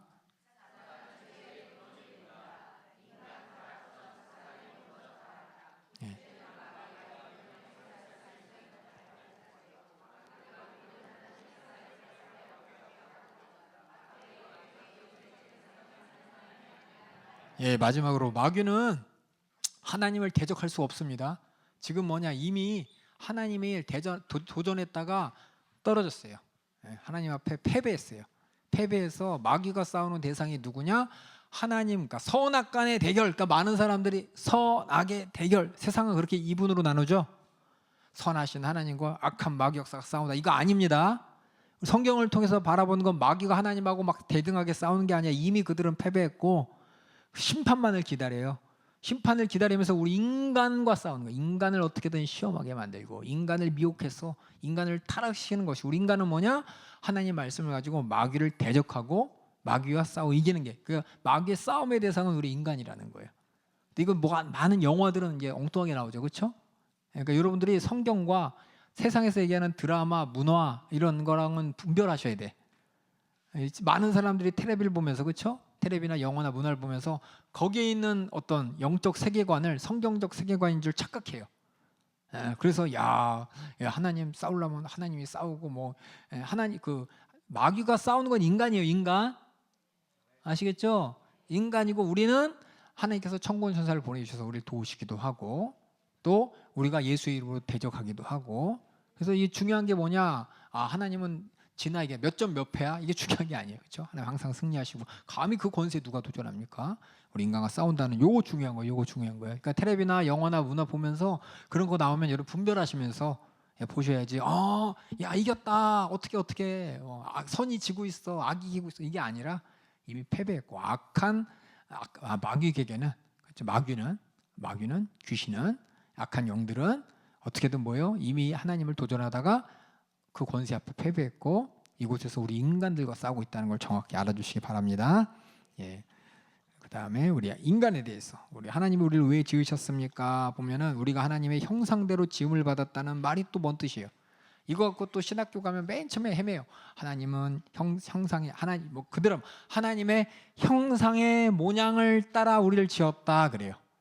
그럼 하나님의 형상대로 지었다라는 말도 있고 하나님의 형상의 모양에 따라.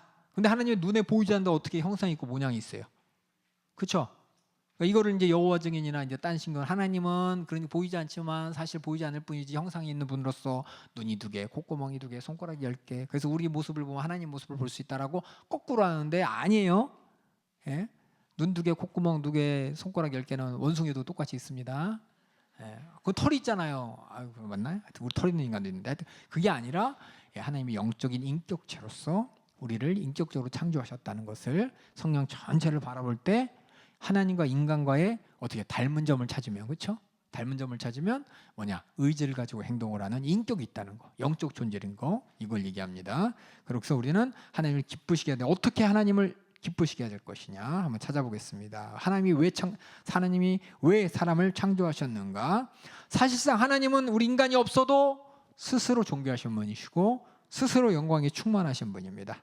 하지만 하나님의 영광을 위해서 우리를 지으셨다는 것. 그래서 성경에 보면은 내 영광을 위해 창조한 자들이라면서 하나님의 영광을 위해서 우리를 창조하셨대요. 우리가 뭐냐? 하나님을 하나님으로서 나타낼 수 있도록 우리가 그런 역할을 하는 거예요. 우리 인간이 있는 이유가, 많은 사람들은 내가 자유고 내 의지고 내 뜻대로 내 마음대로 살면 되지, 이게 아니에요. 하나님이 창조하신 목적은 우리가 하나님을 의식하고 우리 하나님을 기쁘시게 하면서 큰 그림을 보세요. 큰 그림을 보면은 하나님 혼자서도 영광이 충만하신 분이지만 우리 인간들을 통해서 하나님께 더 큰 영광을, 어떻게 보면 충분히 우리 인간들을 통해서 영광을 올려드리면서 더 나가서 우리 인간과 함께 인격적인 관계를 통해서 하나님의 영광이 나타난 겁니다. 우리 하나님을 바라볼 때 하나님을 하나님으로 섬기면서 하나님을 의지하고 은혜에 감사하면서 이런 큰 그림을 보세요. 큰 그림을 바라볼 때 우리가 주인공이 아닙니다. 주인공은 하나님이세요. 그 하나님이 주인공이신 그 주인공을 더 빛나고 더 드러내기 위해서 우리 인간들은 뭐냐? 하나님의 피조물로서 어떻게 보면 조연 역할을 하는 것이지만 하나님의 사랑받는 조연이죠. 그렇죠? 근데 우리 인간은 가끔 너무 자의식이 강해갖고 하나님이 주인공이 아니고 내가 주인공이죠. 그래서 내가 주인공이고 내가 슬프니까 하나님 빨리 나타나서 이 문제 해결해 달라고. 이렇게 슬픈데 하나님 이럴 수 있냐고. 내가 이렇게 괴로운데 하나님 그냥 놔둘 거냐고. 내가 주인공이 된다는 것이 뭐냐? 하나님의 영광을 가리우는 겁니다. 그래서 우리가 참 이 말하면 그런 인간이 줏대도 없냐? 우리 인간은 그렇게 창조됐어요. 우리 인간은 스스로 살 수 없는 존재입니다. 하나님은 스스로 계신 분이고, 그래서 하나님의 은혜로 사는 우리이기 때문에 우리 하나님께 감사. 그래서 하나님이 주권자예요. 주여라고 하는 거예요. 주여. 진짜 주님인 하나님이시고 우리는 주님이 지으신 피조물이요. 또 주님의 은혜로 사는 존재라는 겁니다. 이게 하나님의 그러니까 그림을 보셔야 돼요. 하나님의 영광의 그림을 바라볼 때 우리는 하나님을 하나님으로서, 그렇죠? 주인공 되게 더 주권자 될 수 있도록 우리는 옆에서 하나님의 그 목적을 가지고 우리를 창조하셨다는 겁니다. 그런데 그럼에도 불구하고 우리 삶은 중요해요. 다른 피조물하고 비교하면 상대도 할 정도로 우리 인간은 뭐냐? 하나님이 지으신 모든 피조물 가운데, 영광을 위해서 지은 모든 피조물 가운데 가장 중요한 존재라는 거. 그죠? 너무 하나님만 이렇게 들어대면 어차피 나는 뭐 있다 없어지고 하나님 영광이 있다, 나는 의지도 없고 뭐도 없고 뭐 알아서 하시겠지, 이게 아니라 우리는 그럼에도 불구하고 이 세상의 모든 피조물 중에서 가장 중요한 존재로, 하나님을 닮은 존재요, 하나님과 같은 영적인 존재로서 하나님이 우리를 창조하셨다는 걸 잊으면 안 됩니다. 그래서 우리 삶의 목적은 무엇이냐? 주님이신 하나님을 영화롭게 하는 것. 그게 뭐냐? 하나님의 뜻대로, 그렇죠? 모든 인생을 살아가면서 하나님이 주님 되심을 나타내야 되는 것이고 인정하는 겁니다. 그래서 우리는 하나님을 즐거워하고 하나님의 관계 가운데 기뻐해야 됩니다. 하나님이 어떤 분인지 모르고 하나님이 창조주의 은혜로 산다는 것을 인정하는 사람은 감사하죠, 기쁘죠, 그렇죠? 우리 아기들 보세요, 가족에, 그렇죠?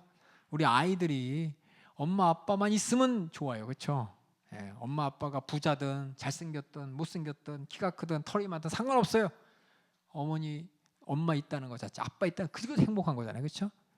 그렇처럼 우리도 하나님 안에서 하나님과 함께 어머니 아버지도 뭐예요, 엄마도 우리 아기가 똥 싸고 오줌 싸고, 그렇죠? 그렇게 돈이 많이 들어가도 행복해요. 이게 뭐냐? 하나님 우리를 자녀 삼아 주셨다는 그 표현을 통해서 우리도 하나님과 함께 기뻐하는 것이고 하나님도 우리를 통해서 기뻐할 수 있도록, 이게 우리 인간의 목적이라, 인생의 목적입니다. 그래서 하나님도 우리 안에서 기뻐하십니다. 그래서 이사야서 62장 5절에 신랑이신 하나님, 신부이신 우리 인간을 비유하면서 설명하셨어요. 읽어주세요. 마치 청년이 처녀와 결혼함 같이 내 아들들이 너를 취하겠고 신랑이 신부를 기뻐함 같이 내 하나님이 너를 기뻐하시리라. 그렇지. 하나님이 신랑이 되시고 우리의 신부가 되어서 기뻐하신다는 얘기가 주님의 신부로서 준비된다는 요한계시록에 있는 말뿐만 아니라 성경 전체 우리 인간을 향한 하나님의 사랑의 표현이고 사랑의 관계를 신랑과 신부의 이 비유로 나타냈습니다. 마가복음 12장 30절, 우리 구약에서 얘기한 대로 우리가 하나님 앞에 어떤 목적으로 살아야 되느냐 읽어주세요. 내 마음을 다하고 목숨을 다하고 뜻을 다하고 힘을 다하여 주 너의 하나님을 사랑하라 하신 것이요. 왜냐? 하나님이 먼저 우리를 사랑하셨기 때문에, 먼저 우리를 은혜로 창조하셨기 때문에, 먼저 우리가 하나님의 사랑받는 대상이 되도록 창조하셨기 때문에, 그래서 하나님을 사랑해야 되는 겁니다. 그래서 하나님의 이런 목적 우리가 창조되었고, 근데 하나님에 대해서 모르는 사람한테 이야기하면 이게 감흥이 안 와요. 왜 내 인생이 있는데, 왜 내 마음대로 안 되는 건데, 왜 내 뜻대로 하고 싶은데 안 되는 거야? 내가 먹고 싶은 거 먹고 하고 싶은 거 하고 내가 좋은 거 하면 되는데 왜 이걸 다 남을 위해서 하는 거야? 이해가 안 가요, 세상 사람들은. 하나님의 은혜를 모르고 창조자 하나님과의 관계에 대해서 괜히 내 주권 뺏긴 것 같고 나는 아무것도 아닌 것 같고 이런 허무주의에 빠져도 안 되는 것이고, 우리는 하나님의 창조된 질서 안에서 주시는 은혜로 산다는 걸 절대 망각하면 안 됩니다. 은혜로 산다는 그 안에서 하나님의 뜻대로 사는 것이 당연한 거고 마땅한 겁니다. 하나님의 형상대로 창조된 우리 사람으로서 하나님의 형상대로의 의미는, 형상이라는 것이 시각적인 표현이지만 시각적으로 해석하는 것이 아니라 오직 사람만 하나님의 형상대로 지음받았다. 이 말은 우리가 하나님 닮았다는 거예요. 하나님 닮은 구석이 뭔지 한번 생각해 보세요. 내가 영이신 하나님 앞에 내가 닮은 구석이 뭔지. 그런데 우리는 타락함으로 말미암아 하나님 닮지 않게 됐다는 겁니다. 하나님의 형상의 모습이 훼손되었어요. 하지만 그럼에도 불구하고 종이가 그렇죠? 이렇게 종이가 있지만 구겨지지만, 그렇죠? 종이죠. 형상이 이렇게 으그러졌지만 종이에요. 본질은 마찬가지로 우리가 타락했지만 우리가 영적인 존재로서 하나님과의 같은 본질을 형상이 파괴됐지만 하나님과 같은 그런 모습이 갖고 있고 하나님의 형상을 훼손됐지만 갖고는 있어요. 갖고는. 하지만 하나님의 형상이 온전하게 나타나지 않고 하나님의 거룩함을 나타내지 못하는 이런 파손된 존재라는 겁니다. 하지만 그리스도 안에서 구속받은 사람들, 다시 하나님의 형상으로 회복되는 거예요. 회복. 고린도후서 3장 18절 읽어주세요. 우리가 다 수건을 벗은 얼굴로 거울을 보는 것 같이 주의 영광을 보매 저와 같은 형상으로 화하여 영광으로 영광에 이르니 곧 주의 영으로 말미암음이니라. 주님의 영으로 우리 영혼이 하나님이 원하셨던 그 닮은 모습 우리가 그대로 다시금 돌아간다는 얘기를 고린도서 3장 18절, 예수 안에서 구원받은 자들이 그렇게 하나님이 원래 창조하셨던 모습으로 돌아가는, 이게 우리의 신앙생활인 것이고, 이것이 하나님 앞에 우리가 기뻐하고 기뻐하는 하나님의 목적을 이루는 것입니다. 이것이 바로 하나님이 우리를 구원하는 목적이에요. 우리를 버려도 되지만 우리가 하나님 앞에 온전한 모습으로 변화시켜 주시려고, 주님이 원래 우리를 창조하셨던 그 모습, 그 관계로 우리를 되돌리기 위해서 하나님께서는 하나님의 아들 예수를 보내셨습니다. 그래서 예수님이 하나님의 참 형상이라 그러죠. 신약에 보면 예수님이 뭐냐? 하나님의 참 형상이야. 그럼 예수님의 모습이 우리가 눈으로 보고 경험하는, 육신으로 보는 하나님 예수님의 그 외모가 아니라 하나님을 상대하는 그 모습이 있죠. 그 모습이 원래 우리의 모습이 되어야 된다는 겁니다. 그래서 우리가 크리스찬, 예수 닮은 사람, 예수 믿는 사람이 크리스찬이라고 하는 게 그리스도인, 예수 닮은 사람이란 뜻이 하나님이 원하셨던 참 형상의 모습을 우리는 예수님을 통해서 깨닫게 되는 것이고, 예수님을 닮아가면서 그 형상으로 변해가는 것입니다. 그래서 예수님이 다시 오시는 그때, 재림의 때 우리는 완전히 회복됩니다. 완전히. 고린도전서 15장 49절 읽어주세요. 우리가 흙에 속한 자의 형상을 입은 것 같이 또한 하늘에 속한 자의 형상을 입으리라. 그때 주님 오시면 그때 그렇게 된답니다. 그래서 예수님 자신 하나님의 형상이라는 말이 아까 얘기했듯이 고린도후서, 골로새, 요한일서에 계속 나옵니다. 그래서 하나님을 닮은 구체적인 면들이 뭐냐? 다른 피조물과 다른 면이죠. 아까 얘기했지만 바로 우리가 도덕, 선악을 알고, 영적인 보이지 않는 세계를 알고, 또 정신적이고 특별히 관계적인 거, 관계하는 거, 그리고 육체적인 면이라기보다는, 그렇죠? 이건 나 인격을 표현하는 거죠. 하여튼 인격적인 면이 바로 우리 하나님을 닮았다는 모습인 것이고, 그래서 하나님의 형상을 소유한 자로서 나는 어떻게 해요? 가치 있는 삶을 살아야 된다는 겁니다. 우리 삶은 막연히 그냥 이 땅에서 먹고 사는 존재가 아니에요. 하나님의 형상대로 살아야 돼요. 그래서 뭐냐? 하나님 앞에 가치 있는 존재인 것이고 소중한 존재인 것이고, 근데 우리는 그것을 하나님을 잊어버리니까 우리가 얼마나 소중한 존재고 가치 있는 존재로서 살고 있는지를 모른다는 겁니다. 그냥 남 보면서 좋은 거 나는 못 가졌네, 남들 다 먹, 나는 못 먹었네, 남들은 보기 좋은데 나는 안 좋네. 하나님과 관계를 통해서 내 자신을 발견하는 게 아니라 세상의 기준으로 날 발견하면 별 볼 일 없는 존재가 되는 것이고 아쉬운 존재가 되는 것이고, 그래서 수많은 부정적인 생각 가운데 만족함 없이 사는 것입니다. 우리는 하나님이 주신 피조물로서 하나님의 형상의 모양을 닮은 존재로서 이미 우리는 충분히 은혜로 행복을 가진 사람인 것이고 가치 있는 삶을 사는 것입니다. 그렇게 내 자신을 하나님 앞에 나를 확정하고 나의 가치를 잃어버리지 않는 우리 모든 성도들 되길 바라겠습니다. 그다음에 두 번째, 하나님께서는 왜 남자 여자, 그렇죠? 남자 여자 말고 또 중성 이런 거 안 돼요. 그렇죠? 성이 4개면 안 돼요. 4개. 하나님께서는 성경에 남자 여자를 지으셨어요. 그렇죠? 이게 하나님의 질서예요. 질서. 하나님의 질서를 도전하는 게 마귀역사입니다. 하나님의 질서를 은혜로 인정하며 감사로 받아들이는 게 하나님을 주권자로 인정하며 하나님께 영광 올려드리는 삶인데, 많은 사람들이 그냥 하나님을 잊어버리니까 왜 둘만 돼? 셋 때만 안 돼? 넷 때만 안 돼? 나는 다른 성 할래. 엉뚱하게 그냥 사람들이 그런 도덕적이고 그런 성적 타락이 결국 하나님을 잊어버린 데부터 시작되기 때문에 성경의 역사도 다 하나님을 잊어버려서 노아 홍수 때 그렇게 타락이 성적, 소돔과 고모라도 또 마지막에 보면 사사시대 마지막 부분도 로마 시대 때도 인간들이 하나님을 잊어버리면서 제일 먼저 나타나는 게 뭐냐? 하나님의 질서를 부정하는 거죠. 가정의 질서, 남녀간의 질서, 모든 질서를 부정하는 건데 사람들이 이것이 자유, 권리인 줄 착각한다는 겁니다. 그래서 남자와 여자가 동등하면서도 어떻게 다를 수가 있냐? 그렇죠? 동등한데 왜 달라? 하나님의 형상에 따라 남자와 여자를 창조하셨어요. 그게 분명히 남자와 여자를 하나님의 형상에 따라 창조했댔습니다. 우리 창세기 1장 27절 한번 읽어주세요. 하나님이 자기 형상 곧 하나님의 형상대로 사람을 창조하시되 남자와 여자를 창조하시고. 남자도 여자도 하나님의 형상입니다. 남자만 형상이 아닌 거예요.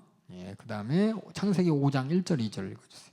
아담 자손의 계보가 이러하니라. 하나님이 사람을 창조하실 때에 하나님의 형상대로 지으시되 남자와 여자를 창조하셨고 그들이 창조되던 날에 하나님이 그들에게 복을 주시고 그들의 이름을 사람이라 일컬으셨느니라. 사람을 하나님께서 창조하실 때 하나님의 형상의 모양에 따라 창조되었고 그 사람은 남자와 여자로 창조되었습니다. 이게 하나님의 질서예요. 하나님께 남자와 여자는 조화를 이룬 인격적인 관계로서 중요성과 인간성에서 하나님의 형상을 가진 존재로 동등합니다. 단지 뭐냐? 하나님이 각자의 역할을 주셨어요. 역할을 주시고 권위에 있어서 차이가 있다는 겁니다. 그래서 그 권위가 무조건 마음대로 하는 권위 아니죠. 이 권위 앞에는 뭐가 있어요? 책임이 있죠. 책임. 책임을 있기 때문에 권위가 있는 것이지, 책임을 지지도 않으면서 권위 있다고 행사하는 것은 하나님 말씀과 다른 겁니다. 오해 없는 겁니다. 오해하는 겁니다. 그래서 개인적인 관계로서 우리는 남자와 여자가 연합을 이룹니다. 그래서 성경에서도 남자와 여자를 그리스도와 교회의 비유로서 이렇게 말씀하시면서 주님이 우리 안에서 또 주님의 몸 된 교회로서 또 머리 대신 그리스도로서 얘기하는 것처럼 남자와 여자도 머리와 몸뚱아리가 끊어지면은 이게 사람 아니죠. 마찬가지로 사람으로서 하나님이 지금 피조물로서 하나님의 영광 올려드리기 위해서 우리 사람이 남자와 여자서 각각의 자리에 서야 됩니다. 이게 뭐냐, 다른데 어떻게 같을 수가 있어요. 우리 삼위일체라는 그 하나님의 신비를 봤죠. 이런 위격의 다양성 가운데 통일성을 보여준 것처럼 또 교회를 세우시고 수많은 교회들이 어떻게 돼요? 한 몸으로서 하나님 역사를 이루듯이 교회의 일치와 순결함을 증진시키는, 이것이 뭐냐, 하나님의 성품을 나타내는 우리 사람의 모습입니다. 그래서 인간성에 있어서 동등합니다. 남자 여자를 동등하게 하나님의 형상으로 지음 받았다고 우리 갈라디아서 3장 27, 28절 읽어주세요. 누구든지 그리스도와 합하여 침례를 받은 자는 그리스도로 옷 입었느니라. 너희는 유대인이나 헬라인이나 종이나 자주자나 남자나 여자 없이 다 그리스도 예수 안에서 하나이니라. 모든 사람은 하나라는 겁니다. 남자 여자가 다르다고 해서 다른 부분 뭐 차이가 있다는 건 절대 아닙니다. 역할에서만 차이 있습니다. 우리 삼위 하나님의 비밀을 배울 때 아버지 하나님으로서, 아들 하나님으로서, 성령 하나님으로서, 하지만 한 하나님으로서 우리 인류의 구속을 역사를 이뤘듯이 우리 결혼에서도 가정에서 남자가 머리됨으로 여자가 그것을 수중됨으로 해서 하나님의 역사를 이뤄가는 똑같은 역할에만 차이만 있지 목적은 같다는 겁니다. 타락 전에는 구별된 역할이 있었습니다. 아담이 먼저 창조되고 그 다음에 하와가 창조되었고, 하와는 아담의 조력자로서 창조되었습니다. 이것은 조력자이기 때문에 덜 중요하다가 아니라 역할에서 차이, 역할입니다. 하나님께서 우리 인간들을 다 소중히 여기십니다. 모든 사람들이 그런데 달라요, 그렇죠? 다르다, 그러니까 모양이 틀려요, 그렇죠? 모양이 틀리고 똑같은 모습이 아닙니다. 그렇다고 해서 다른 게 아니라 하나님께서는 각각의 역할을 부여하여 주시고 그 역할 가운데 하나님의 우리가 보이지 않는 하나님의 목적을 이뤄가는 그 모든 목적을 수중들 수 있도록 우리를 사용하고 계시고, 또 우리가 그렇게 수중들므로 말미암아 우리가 다 한 가지 뜻을 이루어가고 있는 것이 바로 사람입니다. 하나님께서는 인류를 남자 사람이라고 부르시고 여자라고 부르지 않으셨다라는 말 갖고 뭐 남자 우월주의다 이게 아니라 그냥 대표명사예요. 대표명사. 영어로 맨이죠. 맨. 왜 우먼은 맨이? 그래서 뭐 동성애자들은 굳이 그냥, 그렇죠? she 말고 he 말고 다른 거 쓰겠다고, 그렇죠? this나 bus나 하여튼, 그렇죠? 그래서 막 그 억지 부리는데 억지 부릴 이유가 전혀 없다는 겁니다. 하나님의 창조 질서 안에서만 우리가 행복할 수 있는 것이고 그 안에서만 우리가 하나님의 기쁘신 뜻을 이룰 수 있는데, 사람들은 하나님을 잊어버리니까 뭘 보냐, 하나님의 섭리와 하나님의 귀하신 뜻이 보이는 게 아니라 자기 불만이 나오는 거죠. 그렇죠? 페미니스트가 되는 게 뭐예요? 불만 많아서 나오는 거잖아요. 맞죠? 페미니스트들이 여자라서 행복해서, 우리가 너무 행복해서 남자들하고 다르기 때문에 우리는 행복하기 때문에 우리 여자끼리 얼마나 행복한지 자랑해보자, 이거 아니잖아요. 불만 불평 갖고 나오는 거잖아요. 하나님을 잊어버리니까 자기가 받고 있던 하나님의 은혜는 싹 사라지고 부족한 것만 나타나면서 하나님을 도전하는 게 이게 죄의 역사입니다. 뱀이 먼저 하와에서 다가왔죠. 성경에 보면 남자를 부르시고 또 뱀은 여자에게 먼저 찾아왔다고 해서, 이게 여자는 뭐 어떤 사람은 그래요. 저 여자 때문에 집안 망한다고. 그거 아니에요. 그런 거. 여자는 그런 존재라고. 아니에요. 성경 역사를 보면 그렇게 여자가 왜요? 여자를 시험 들어서 선악과를 먹게 하니까 남자도 먹었잖아요, 그렇죠? 이게 하나라는 거예요. 하나. 누구 탓하라는 게 아니라 이렇게 여자가 먹었지만 남자도 먹게 되는 이 역사가 우리 모든 인간들은 하나님 앞에 하나라. 다르지 않다는 거예요. 그래서 근데 또 하나님께서는 타락후에 먼저 아담에게 말씀하셨다라고 해서 하와가 그것을 안 들은 게 아니죠. 똑같습니다. 그다음 읽을게요. 그래서 이걸 갖고 옛날에 성경에 대해서 이해 없던 사람들이 성경을 조금 읽고서 이런 걸 만들어내는 거야. 뭘 만드냐? 남자 여자 다르다. 위 아래가 있다. 그게 하나님 앞에서 역할의 차이인데 마치 중요성의 차이처럼 얘기하고, 또 왕이 있고 신분제 있잖아요. 신분제. 그렇죠? 신분제를 성경을 들이면서 합리화시켜요. 합리화. 근데 하나님께서는 그런 것을 세상의 질서를 넣었지만은, 아까 얘기했지만은 주인이나 종이나 남자나 여자나 다 주님 안에서 하나라고 했는데, 자꾸 이거는 쏙 빼놓고 왕은 하나님이 뽑았다. 왕은 하나님께 주신 직분이다. 왕이 하는 일은 다 하나님께서 시키는 일이다. 그러니까 잠만 말고 왕이 하는 거 다 들어라. 안 그러면 지옥 간다. 막 엉뚱한 논리를 만드는 이 중세 시대 때, 그렇죠? 특별히 그 왕이 그런 거 가지고 하나님 말씀 가지고 그냥 거래하고 정치하고 막 그랬잖아요. 이게 뭐냐? 하나님 말씀을 제대로 이해하지 못하는, 우리 인간들이 하나님의 말씀을 제대로 이해하지 못하면 이런 결과가 나오는 거예요. 우리는 그래서 뭐냐? 성경을 볼 때 하나님 입장에서 이해해야 돼. 항상 그 성경을 온전히 이해해야 됩니다. 부분 이해하면 자기가 이해하고 싶은 것만, 자기가 좋은 것만 가지고서 막 주장하다 끝나요. 다 그래요. 다. 이 말하면 좀 그렇지만 정치가들이, 또 사회에서 뭔가 성경을 인용하겠다고 막 앞에서 하는 사람들이 어떤 자리에서 하는 얘기 가만히 들어보면 다 뭐냐? 성경 전체를 이해하는 게 아니라 그냥 많은 사람이 그냥 은연중에 자기 자랑하려고 또는 자기 권리 주장하려고 했던 말 쏙쏙 빼가지고 하는 경우가 있어요. 여러분들은 그런 거를 분별할 수 있어야 돼. 분별할 수 있어야 돼. 그래서 뭐 우리 제가 여러 번 얘기했지만은, 장사하는 집 가면은 다 처음에 네 시작은 미약하나 끝은 장대하리로다, 이 말 다 붙어 있어요. 그래서 개업 예배 가고 그러면은, 예수 믿는 집 가면은 조그만 식당, 큰 식당에는 안 써 있어요. 조그만 식당에 다 써 있어. 네 시작은 미약하나 끝은 장대하리로다, 아멘 하면서 갖다 붙이는데, 하나님이 그 뜻을 가만히 읽어보면 그건 하나님 목소리가 아니라 욥의 친구 목소리예요. 욥의 친구 목소리. 내가 아는 하나님은 이런 하나님이야. 너 망한 거 보니까 너 하나님한테 죄 졌구만. 이 얘기하려고 한 거야. 이 얘기하려고. 그러니까 여러분들이 성경 말씀을 인용할 때 그냥 성경 말씀은 다 하나님 말씀이니까 다 갖다 붙이지 마시고 맥락을 보셔야 돼요. 맥락을 보면서 그 뜻이 뭔지 알고 내가 적용해야지, 그냥 있는 대로 다 그냥 갖다 붙이면은 안 돼. 거봐, 저 처음이 마지막 되고 마지막에 첫째 되더니 신앙생활 얼마 안 됐는데 벌써 저렇게 권사님 되고 안수집사님 되고, 나는 신앙생활 오래 했는데 아직도 지금 말단이, 이런 거 하라는 게 아니에요. 성경 말씀을 잘 우리가 이해하고 오해하니까 이런 일이 나타. 남자 여자도 마찬가지야. 지금 남자 여자에 대해서 우리는 절대 권위로서 어떤 누가 중요하고 누가 부족하다가 아니라 역할로서 하나님께서 남자 여자를 한 사람으로 보십니다. 동등하게 보십니다. 그리고 그래서 여기 그 선악과를 따 먹고 난 다음에 그다음에 저주는 새로운 역할을 준 게 아니라 하나님이 주신 이 역할을 왜곡시키는 거예요. 그래서 죄로 말미암아 남자 여자가 하나님 안에서 한 뜻을 이루는 일에 협력하고 선을 이루어야 되는데, 하나님이 싹 사라지니까는 뭐가 협력할 일도 없고 이루어야 될 선도 없기 때문에 남자 여자가 각자 주장하기도 하고 서로 싸우느라고 바쁜 거예요. 9번째, 그리스도 안에서 우리 구원받았다는 것은 뭐냐? 하나님 앞에서 내가 창조의 질서를 내가 재확인했다는 뜻입니다. 그래서 구원받은 자는 하나님을 아는 사람이요, 하나님의 자녀로서 하나님의 질서 안에 있는 사람입니다. 하나님의 창조의 질서가 이 세상엔 잘 안 보이지만 그 질서 안으로 들어가는 사람이에요. 우리 골로새서 3장 18절 19절 한번 읽어주세요. 아내들아 남편에게 복종하라. 이는 주 안에서 마땅하니라. 남편들아 아내를 사랑하며 괴롭게 하지 말라. 어느 한쪽으로 치우치지 않은 겁니다. 그 다음에 에베소서 5장 22절 23절. 아내들이여 자기 남편에게 복종하기를 주께 하듯 하라.